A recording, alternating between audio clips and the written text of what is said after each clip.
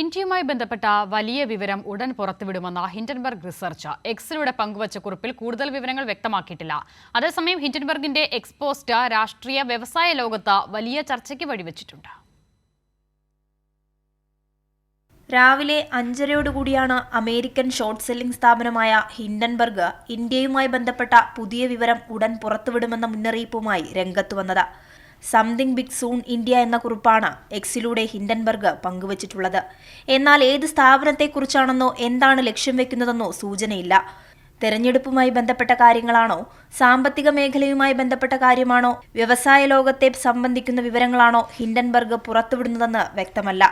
ആരോഗ്യ പ്രതിരോധ രംഗങ്ങളെക്കുറിച്ചുള്ള വിവരങ്ങളാണ് എന്നും അഭ്യൂഹങ്ങൾ പ്രചരിക്കുന്നുണ്ട്. 2023 ജനുവരി 24 ഹിൻഡൻബർഗ് അദാനി ഗ്രൂപ്പിനെതിരായി പുറത്തുവിട്ട വെളിപ്പെടുത്തലുകൾ വലിയ വിവാദം സൃഷ്ടിച്ചിരുന്നു.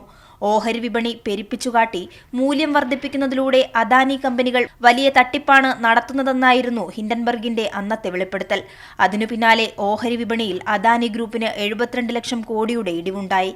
ഇതിനെതിരെ സെബി അടക്കമുള്ള ഏജൻസികൾ റിപ്പോർട്ട് നൽകി. മാത്രമല്ല, വിഷയം പ്രതിപക്ഷം കേന്ദ്ര സർക്കാരിനെതിരെ ആയുധമാക്കി.